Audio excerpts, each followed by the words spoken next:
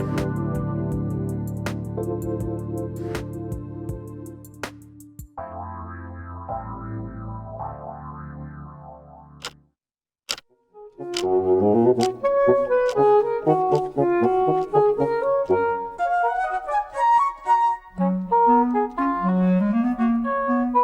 everyone. I'm Mariangela Maguire, and you're listening to Nothing But Now on Transformation Talk Radio. So, our purpose with this show is the mindfulness journey. I'm on it myself, and I'm here to act as a kind of a guide and a coach to reinforce the habits of mindfulness that can help us deal with fearful and negative thinking. And mindfulness, of course, is the capacity to be present to the moment without judgment. And both parts, being present to the moment and without judgment, I find equally challenging. So today we have a question that's guiding our inquiry, and that is, why can't I tell you who I really am? What gets in the way of us showing our true selves, our heart to other people? So I've been thinking about this question a lot, of course, and it did put me in mind of a book I recently read that's a very, I would say, dramatic and realistic, but also unique experience of someone having to hide their true self. It's a novel called The Vanishing Half, recently published by an author named Britt Bennett.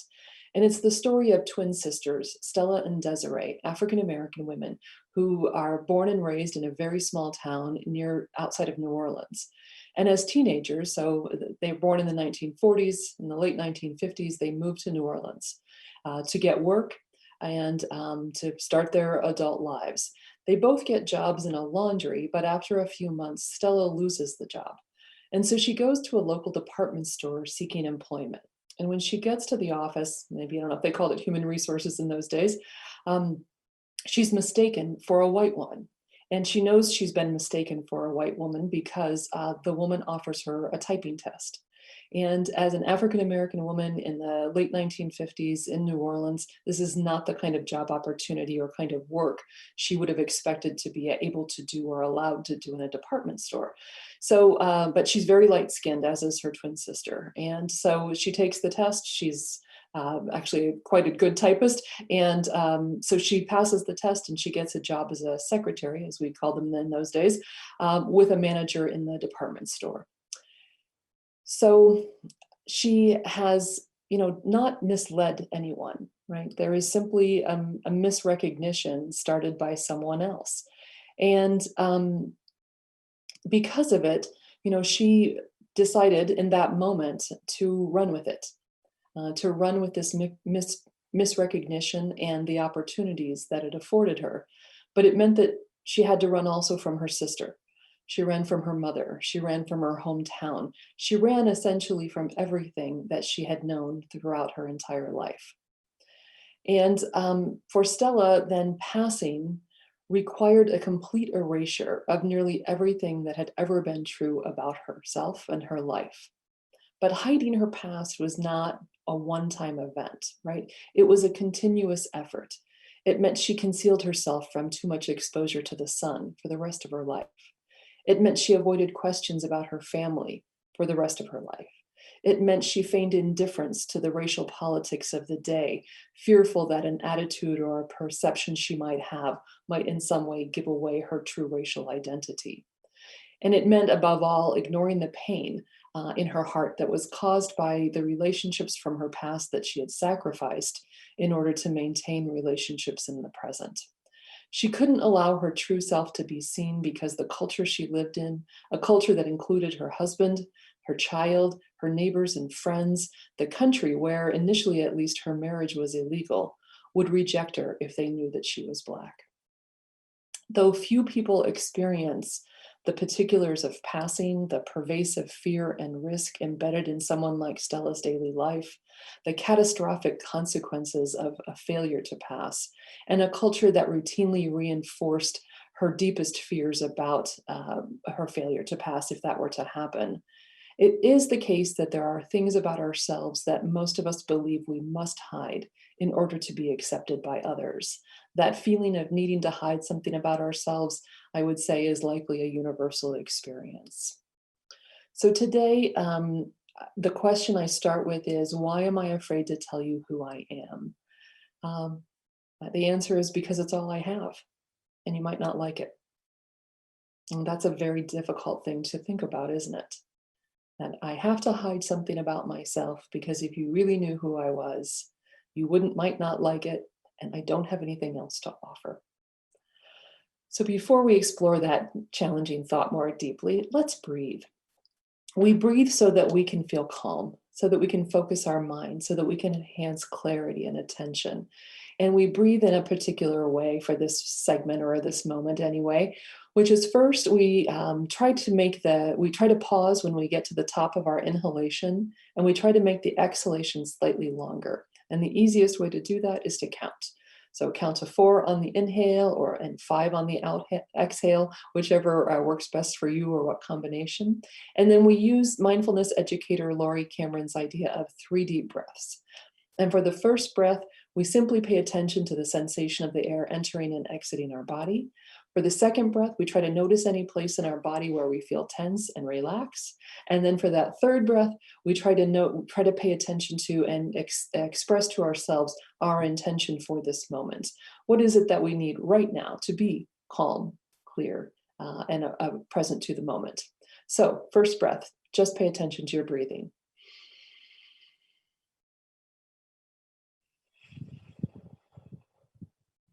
Second breath, relax any place you feel tension.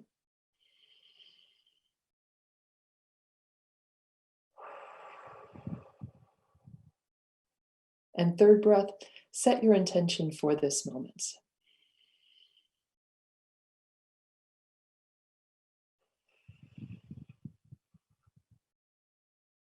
Great. Thank you for doing that with me. So, the question I posed for today's episode is, why am I afraid to tell you who I am? And that question comes from actually an interpersonal communication textbook that I used to assign to students.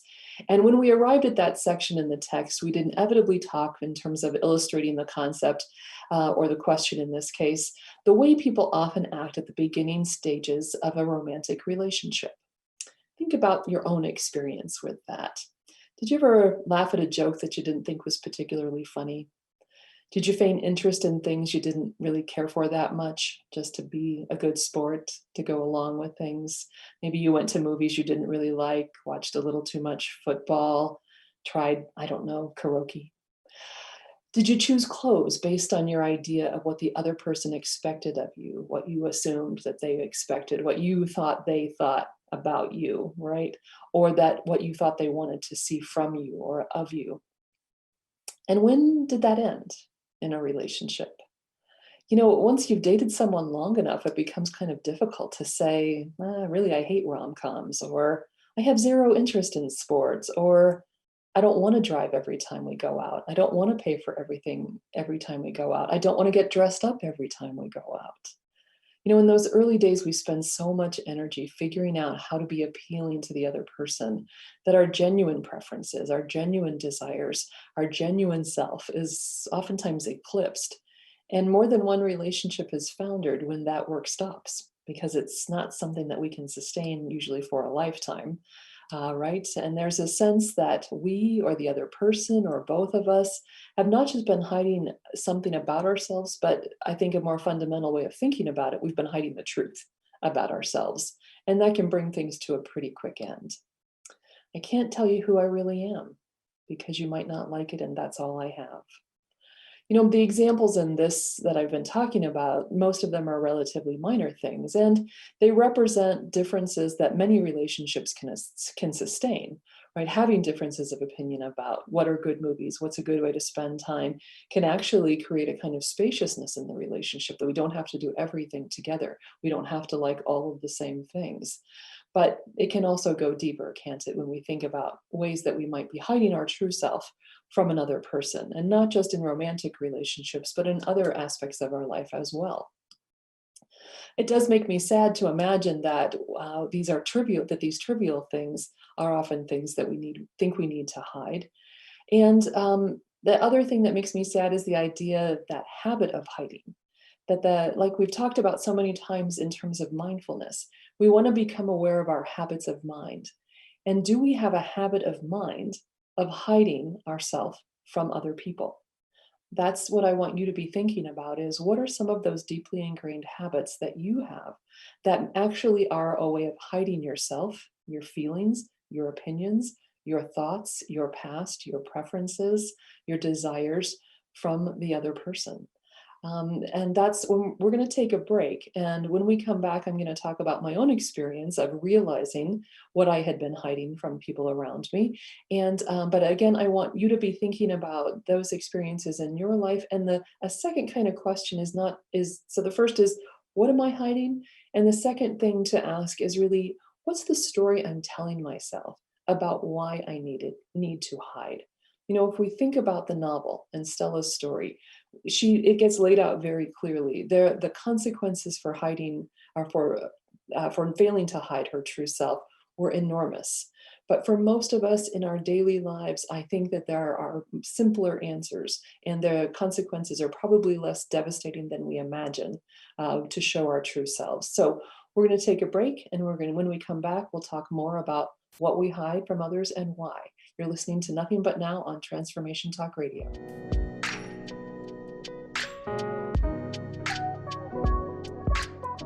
Hi, everyone. Welcome back to Nothing But Now on Transformation Talk Radio. I'm Mariangela Maguire, talking about the mindfulness journey. And today we're really talking about a particular question within that journey, which is, why am I afraid to tell you who I am? And we talked before the break, and I asked you to be thinking about what are things that you think that is you wouldn't take the risk of telling other people. And I just want to say, kind of as a caveat, of course, I don't think that we should bare our souls to everyone, right? I actually don't think that at all. I think that we should be very mindful about who we tell what to. When do we put ourselves in other people's hands, in a sense, and our story in their hands? But at the same time, I do think there's value in bringing awareness to what it is that we maybe habitually hide from other people. Are we aware that we're doing it? And what's the story we tell ourselves about why we need to do it? This experience of really noticing that I was hiding something from other people was, I don't know, brought to conscious awareness in a very stark way many years ago when I was in graduate school. I was in my early 20s, and I was getting a master's degree at Cal State Chico, and had great friends in this graduate program. And we hung out together a lot outside of class. And one day we were at our friend Debbie's apartment. My friend Thad and I were sitting in the living room with Debbie, chatting and doing, it's kind of a partying town, Chico. What's called pre-partying, right? So having a few drinks before we went out to have a few drinks. And at some point in the conversation, I made what I think was no more than a passing reference to my father. And I saw Debbie and Thad exchange a look. And I said, "What? What's that about?" And they said, "Well, we've never heard you mention your father before." And we just had kind of wondered and talked between the two of us about, do you think her parents are divorced? Do you think he's dead? So, we're struck by this is the first time we've ever heard you mention him. And I'd known them for several months at this point. And, it was in interpersonal communication degrees. Things that we were studying. So we talked about our lives a lot. And they'd said, you've talked about your mom, you've talked about your siblings, but we've never heard you mention your dad before. And I was really taken aback because I didn't know that I didn't talk about him. And I thought about that moment many times, and I thought about it quite a bit at the time to think about what was it? Was this a conscious act, and clearly not entirely conscious? What was the purpose? What was the story I was telling myself? And the more I thought about it, the more I realized I wasn't really hiding the fact of having a father from other people. What I was hiding was my parents' divorce. I grew up in the 60s and 70s. My parents were divorced in the late 60s, and this was in Columbus, Ohio, a fairly conservative place. And it wasn't common for people to be divorced the way it is now. Although I don't think, especially for the people who are getting divorced, I think there still is kind of an attachment of shame. But at that time, it was rare, and it was very unacceptable, considered very unacceptable. And I can think of two very specific experiences that taught me that, not taught me through my mother's experience of her shame, but my own sort of more direct experience of feeling different and conspicuously so around my parents' divorce. First grade. Class of, 25 to 30 kids. You get the class roster, And it not only has your name on it, but it has your parents' name and address and phone number. And I was one of two students on that list who only had one parent next to her name. It was me and Lisa Rapp. Always remember Lisa for this reason. Um, I would just say I felt conspicuously different. It was as though someone had taken a yellow highlighter and run it over my name and Lisa's, that we were so different from every other name on the list. And I did feel enormous discomfort about it. And I knew, and this was more from my mother's experience, that it was not really considered socially acceptable. And that was really reinforced for me several years later. I think I was about 12, and I came across a copy of Psychology Today, and I read an article. I'm sure much of it, the details of the study were over my head, but I really caught the gist of it, which was a study about girls from what we liked to call, in an ugly way, broken homes. And the conclusion, and again, I'm sure this was basically demographic data, maybe self-report behavior, but all I know is that it enraged me. It said that girls from broken homes were more likely to leave school early, become promiscuous, and abuse drugs and alcohol. And I felt, when I read that, shame, rage, and incredible discomfort.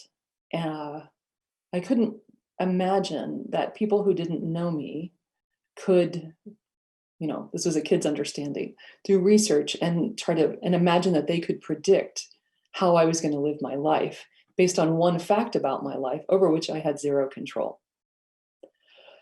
So as I grew up and I came to this moment with my friends Debbie and Thad, I had that kind of, moment of conscious awareness of I had always been hiding my parents' divorce as an adult. I couldn't as a kid.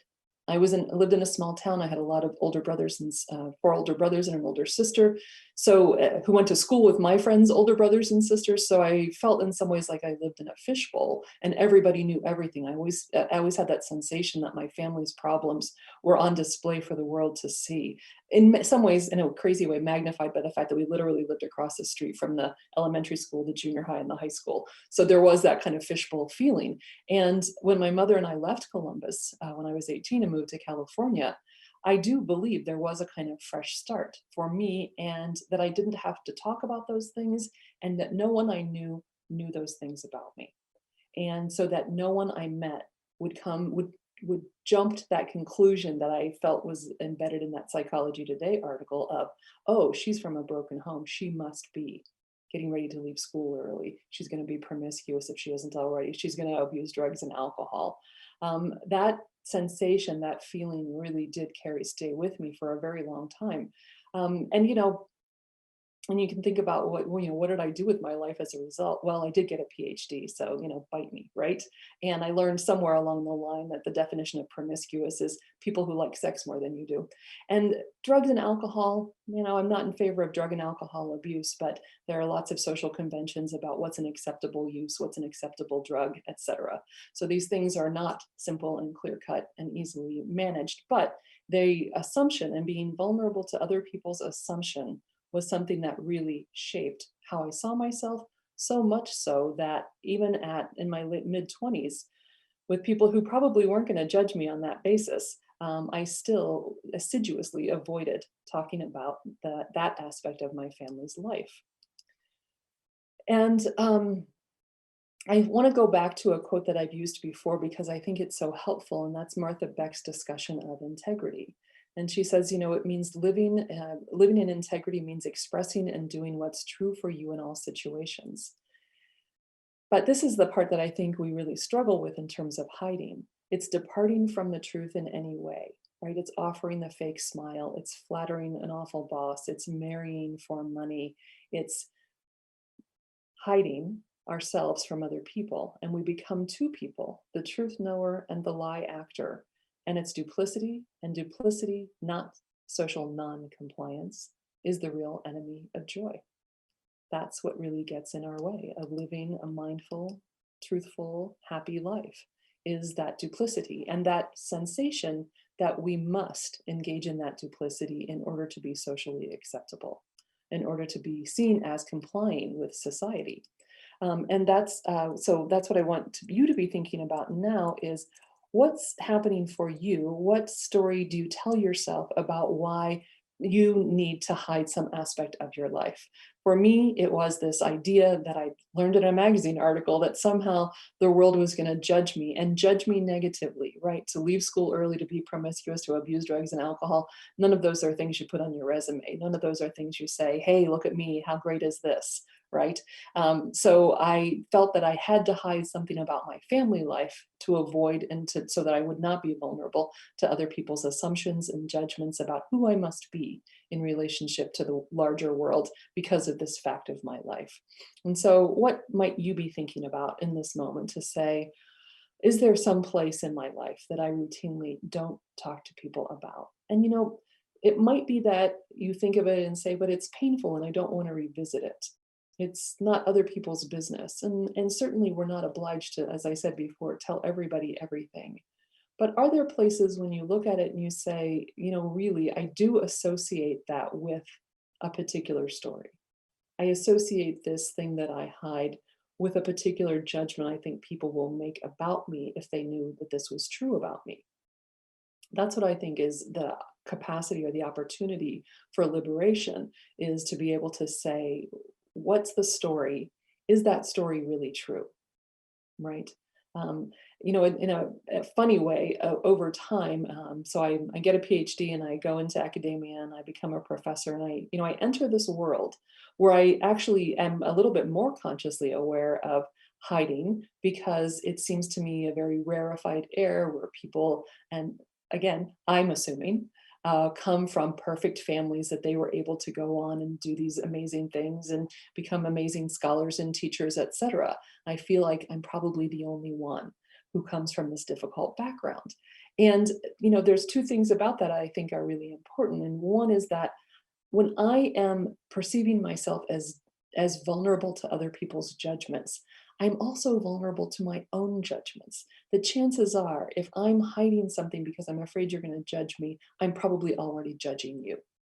Right.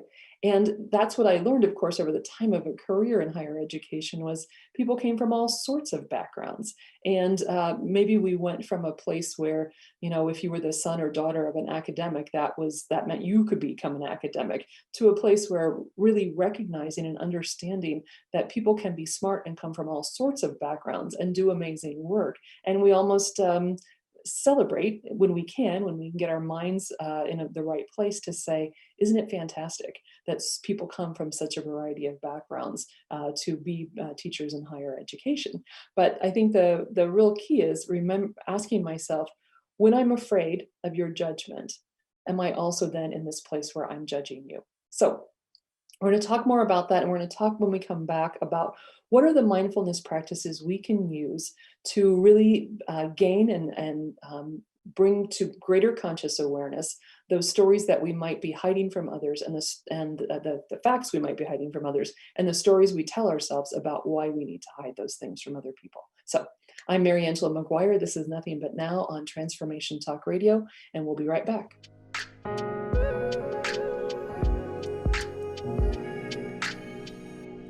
Hi, everyone. Welcome back to Nothing But Now on Transformation Talk Radio. I'm Mariangela Maguire. And today, when we talk about our mindfulness journey, we're talking specifically about that question of, what do I hide from others about myself? And what's the story I tell myself about why I need to hide something from other people? What is the judgment that I'm afraid they'll make about me? What are the assumptions I'm afraid they'll make about me if they know those things? What's the box I'm afraid I'll be put into? So I want to take a step back to kind of re-explore and examine some of the basics about mindfulness so that we can think about how to bring more attention to that question of why are we hiding, what do we hide from other people, so that we can attend to it. We can ask ourselves questions about, is it true? Who would I be without that story if I let go of that story? But first we have to know what the stories are that we're telling ourselves. So again, when we explore the foundations of mindful living, we say mindfulness is this practice of bringing our attention to the present moment without judgment. And in order to do that, it's helpful to know what gets in our way. And the primary obstacles are habits of mind, right? Patterns of thinking that keep us trapped. Some of these habits are replaying scenes from the past or imagining scenes about the future. It's mentally being someplace other than the present moment. And often those mental images of the past or possible futures are, in a sense, narrated by a voice, right? A hypercritical voice that's constantly berating us or others, right? Judging us or judging others. And that it's a voice that's extremely fearful. It's constantly doubting our ability to manage our lives. And we've talked about mindfulness as a way of bringing our awareness to that voice and to understanding that our essential self is not represented by that voice, but by the consciousness that is witnessing, observing, hearing those voices. So when I'm in a place where I notice that I am going there, right, I'm going to the past of a fear, or I'm going to an imagination of a future scenario that is fearful and unpleasant and not what I want to have happen in the world, I want to ask myself, what's that voice telling me in that moment? Right. And if I think about it in the context of what do I feel I must hide from other people, what does that voice tell you is unacceptable about you? Now, for me, in the example I shared, that voice told me that my family and what had happened in my family made me unacceptable to other people. And gosh, I worry that it seems, divorce seems so common now that it's hard to imagine that anybody ever worried about being treated or judged for that.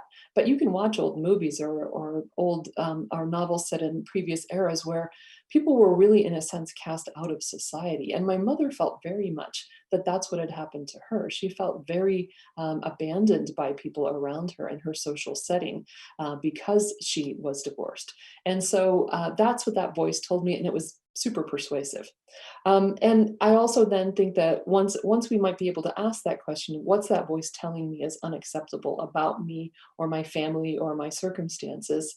Then also, does it relate to particular stories? Can you go to a moment in time and say, oh, this is where I learned this, right? This is the place where this became very apparent to me that something about me or my life was unacceptable. And when we talk about practicing mindfulness, another thing that we talk about is not just noticing our habits of mind, the places our mind typically wanders to, but also recognizing that our experience is a full body experience, right? When we play out unhappy scenes from the past, or when we anticipate experiencing a difficult situation in the future, we are feeling that at a physical level, right? And the associated feelings that come with it. But if I'm imagining a scene of fear in the past, my body is reacting in the way I react to fear. If I'm imagining a scene from the future where there's shame and unhappiness, I am feeling that in my body as well. And what happens, because what happens in our mind has such a powerful impact on our whole system, right? Our thoughts, our physical feelings, our spirit, our relationships with others are all influenced by that voice in our head that's happening in the privacy of our own minds. But it's also, in a sense, a gift, right? It may be uncomfortable, but it's also a gift. This physical response is a red flag, right? It tells us that there's a disturbance inside of us. And when we allow ourselves to notice our physical reactions, that's really a gift we give ourselves, because that noticing is exactly the moment when we can pause, when we can look at the feeling, right? We can become the observer of the voice. We can see that there's a disturbance. And when we can do that, then we're less likely to be swept up in the feeling or to rush to shove that feeling aside. This is what Tara Brach says in her acronym RAIN, right? We've recognized that something's happening, that's the R, and now we're allowing it. We're saying, yeah, it's true. I do feel a sense of disturbance. Something is wrong, but it's incredibly powerful. And the challenge is that for many of us, either that physical sensation is so overpowering that it does sweep us away into the whole narrative, the whole spiral downward of negative thoughts and fearful thoughts, etc. Or many people are very much cut off from their physical body. They don't think about themselves in terms of their physical reactions to things. And it can take practice. It can take real attention, mindfulness, to begin to become aware of how you're reacting physically. Because it is a warning system, and that warning system is an opportunity. I've mentioned this before, right? The Buddhists say we are not our thoughts. But in order for me to be in the witness seat, I need time. I need to pause. I need to see that I am the witness. My true self, my authentic self is the witness, and that this voice that is filled with fear and anxiety and shame is a voice I'm witnessing. So if I can pay attention to the tension I feel in my body, I can become aware of that. I can put myself in that witness seat. I can observe those voices. I can, as Brock would say, this is suffering. Those voices are suffering, and I can invite those voices to tea. I don't have to let them either take me on a ride, and I also don't have to shove them aside, because there's some expediency in shoving a bad feeling aside, but it's going to come back on us. It's going to come back on you because it's done it before. And when it comes back, it's often worse. And we sometimes, when it comes back, we don't even know where it's coming from. We've lost track of it. We just know that we're being reactive, we're unhappy, we're upset, and we can't even always sort of discern what's happening here. So becoming a student of my own mind through these practices, it's also, to be gentle with ourselves, to return to a kind of calm place, and to develop a practice where we're able to do that is very important. When we notice where our mind goes, especially around this question of feeling that we must hide ourselves from other people, and the story we tell ourselves about why they will reject us if they knew what was true about us. Once we start to become aware of those, that what we're hiding and the story we tell about ourselves when we are hiding, then we can ask some different questions, can't we? So, what do we believe we're protecting when we hide ourselves from others? Are we protecting something that's simply none of their business? Or are we protecting ourselves from rejection? And if it's the latter, that's the answer. If I'm afraid of being rejected, then I want to ask another question, which is, why am I tying my happiness, my sense of peace, to the opinion of someone who cannot accept me as I am? That's really the question at the bottom of this kind of inquiry process is, I know I'm hiding something. I know the stories that I tell myself about why I have to hide it, right? The judgments I think you'll make, the assumptions you'll make, the box you'll put me in. So if that's the case, and if that's really true, that you're going to do all those things, if somebody in my life is going to be that harsh in response to knowing the truth about me, why am I giving you that power? Why am I tying my happiness, my well-being, my mental health to your judgments? Maybe you're not the right person to be in my life, right?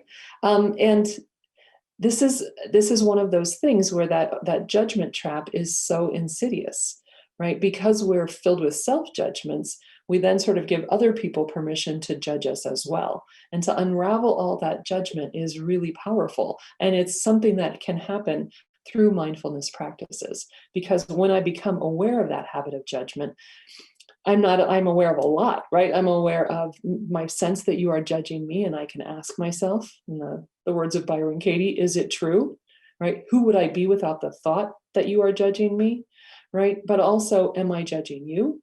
Am I rushing to judgment to protect myself, right? What kind of judgment trap have I got us both caught in because I'm assuming that I can't trust you with my truth? And I don't think we can trust everybody with our truth, but I think that's worth asking ourselves that question of who I can and cannot trust. And sometimes, right, we'll make mistakes. I remember as a teenager, my mother was telling her about some, teenage female drama. And she said to me, you should be careful, kind of who you allow to sit in judgment of you, and really, probably no one should be doing that. But we have to really ask ourselves that question about who do we share what with?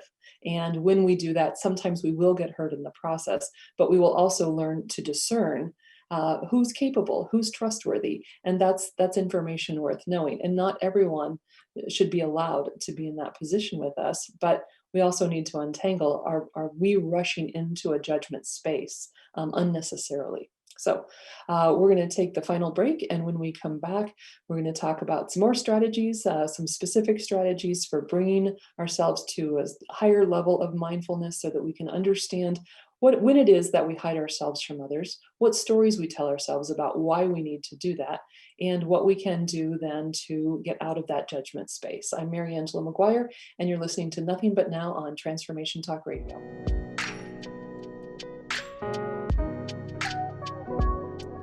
Hi, everyone. Welcome back. I'm Mariangela Maguire, and you're listening to Nothing But Now on Transformation Talk Radio. So today we're talking about the question, why am I afraid to tell you who I am? We're talking about what it is that we hide from other people in the course of our daily lives or over the course of a lifetime. We've talked a little bit about hiding the past, something that I've certainly experienced in my life. We may hide things about the present. I'm going to give an example of that in a second. And I think we hide sometimes things that are very hard to say. And what is hard for many of us to say? I don't know. I need help. I'm sorry, I was wrong. So when you're thinking about examples from your own life, places where you hide what's true for you right now in this mindful moment, it might be the past, but it also might be things that are hard to admit about ourselves, that we don't know sometimes, that we do need help, that we can be wrong, and that we want to say we're sorry for being wrong. I recently was talking to a friend who has two young children, and I was kind of stunned at her ability to be so present with them in a difficult moment. They're young, and they're at an age where she says everything is a contest of wills. They're figuring out autonomy, right? And so it's a struggle to get dressed, it's a struggle to eat, it's a struggle to go out. And while her husband's at work during the day, she's outnumbered by the two of them, right? And so she said the other day they were having lunch, and she just started to cry. And one of the kids said to her, "Mommy, why are you crying?" And she said, "I'm just sad. I'm just sad." And one of them kind of patted her on the arm, and the other one said, "It's okay, Mommy. It's okay. I get sad too." And what I was stunned by was, first of all, that she would just allow herself to feel her feelings in that moment and not try to hide them from her children. And you think about that kind of interaction of, we hide a feeling from someone because we think we're protecting them, but it's likely to rebound and come back in a different and difficult way. And she knows that from her experience, that she can sometimes be very reactive with them. And it's probably because she's trying to, overmanage her own feelings. And she didn't blame them, right? She didn't say, "The two of you are bugging the life out of me and I just can't take it anymore." She just said, "I'm sad." She just said what was true in that moment. She didn't have to elaborate. And she gave them such an interesting space, didn't she, to be real with her, right? They have enough language skills and enough capacity for empathy themselves and compassion, one of my favorite words, that they felt compassion for her. They soothed her a little bit. And I think those are difficult kind of things to balance. She doesn't want to make her children responsible for her feelings, blah, blah, blah. But at the same time, for a moment to say, "I'm sad," right? And allow them to see who she really is and what she really experiences in her daily life, I think is really powerful. I was very impressed with her ability to do that. Um, I had one of those kind of moments with my partner the other day. I usually drive her to campus in the morning, and this was a busy morning, and I had something I wanted to do, and I was trying to hide from her my impatience. I was trying to hide from her my desire for her to move it along. Let's get going, right? And in the midst of that, while she was still getting ready and I was mentally tapping my foot, I got a text from a client, and he needed something kind of not urgent, but I wanted to respond in a timely manner. And in that second, something clicked inside me, and I just thought, I can't do this anymore. And so I said to my partner, "Hey, I need to rescind my offer to drive you to campus today." And she said, "Okay." Before I could even say, "Because X, Y, and Z," right? I just said what was true in that moment. I didn't even have to elaborate. And what I did have to do was let go of the idea that she was going to be mad at me, that she was going to judge me, that it wasn't okay for me to say, I can't do everything. I can't do four things at one time, right?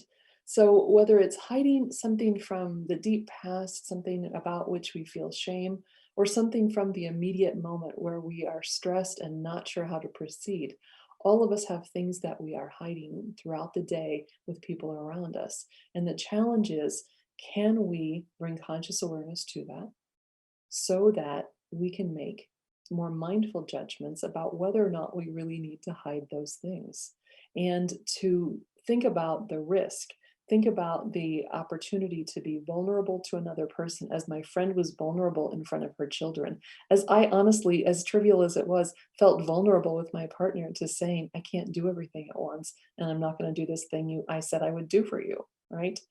But there are practices we can do in our daily lives that will help us get there. And last week I gave you the 5 minute, or 2 weeks ago, sorry, the 5 minute challenge. Have you found those 5 minutes, right? Have you padded your trip to the grocery store with 5 extra minutes just for you, right? Have you added a little time to your bathroom routine where you're just quiet and alone? Just looking for those 5 minutes. It's also something that we've talked about before as part of routine tasks. Are there routine tasks that you do in your life where you're alone and you can make the bed or wash the dishes or wash the car or garden or run or walk or bike, or find some time, and it's not necessarily the whole time you're there, but to give yourself 2, 3, 4, 5 minutes of mindfulness practice, of not making a to-do list, of not going into the future to rehearse a conversation you may never have, of not going down the rabbit hole of the past to revisit and revise situations you've already been in, but just 5 minutes to just notice what's right in front of you. Whether it's the sky and the trees and the air on your face, whether it's the feel of the sheets or the warmth of the water of the dishes, just being fully present to that moment. And it builds your capacity to get to the present moment in times of stress. And the more time you can spend and have a practice that is routine to build your mindfulness capacity, the better able, in a difficult moment, you'll be able to get there, to notice what's really present and what's present where, in my mind and in my body. And that's where that other practice comes from, of 2 questions. So you put a timer on your phone for 2 or 3 times a day, and you ask yourself 2 questions when the timer goes off. How do I feel in my body, and what is my mind doing? Right? We need to practice noticing, coming into awareness of, how does my body feel? Right? I'm here doing the show. I'll be honest. There's a little intestinal that happens when I'm doing this, right? I can bring that up at any moment. I've used the timer so that I can just start to become more aware and notice what's happening in my body. What sensations do I really feel? And then the second thing is the second question: what is my mind doing? Right? Not just what am I thinking about, but what is my mind doing? And I think what you will start to notice, and this is kind of goes back to the hiding question in today's inquiry, you will start to notice, I think, the habit of judgment, particularly self-judgment. But that it's like a gateway drug, isn't it? Self-judgment. Because once I start judging myself, now I feel a little bit more free to judge other people, I'm afraid. So that's what we want to bring our attention to. But what is my mind doing? Is it judging? Is it racing? Am I panicking? Am I at rest? Am I ruminating about the past? Am I right? Where am I? What is my mind doing? Those are very helpful questions. So again, when there's a stressful moment, when there's something where I might in the past have had a very reactive kind of response to something instead of a responsive response, I can pause. I can say, oh, I feel the tension. And I notice that voice in my head, and it's going down that rabbit hole of judgment and criticism, first probably towards myself and then towards the other person. So that's these kind of practices are very important in terms of becoming consciously aware of our habits of mind, of understanding where we go in difficult moments. And we've often talked about this in kind of stressful moments, but it's not always just in the stressful moment, but coming to understand and recognize, what are the places in my life where I don't feel safe sharing what's true for me with other people, right? When is it that I'm essentially saying to myself, I can't tell you who I am because you might not like it, and that's all I have, right? And so asking ourselves, what are those moments? When and what do we feel we have to hide? What's the story we tell ourselves about why we have to hide that thing? And then the next questions, is it really true? If it's true with these people, should these people be in my life if they're the ones who would judge me for those things, right? It's okay to ask that question. It's okay to imagine that your life should be filled with people other than the ones that it's filled with right now.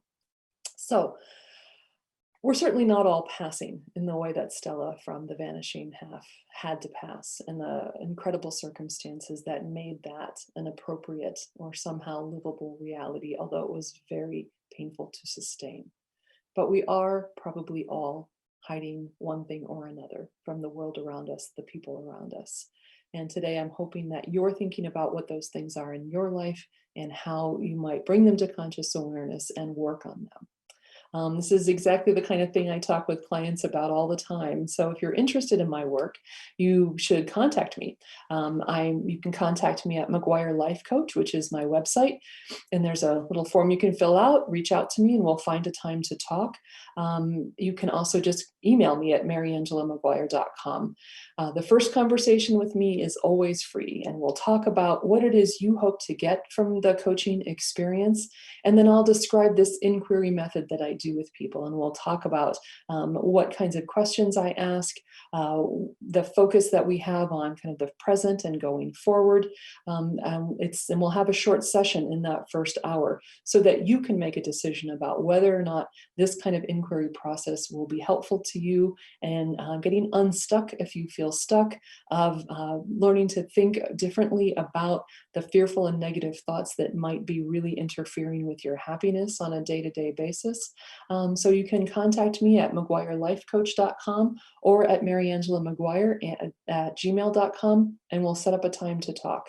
I hope you'll join me next Thursday.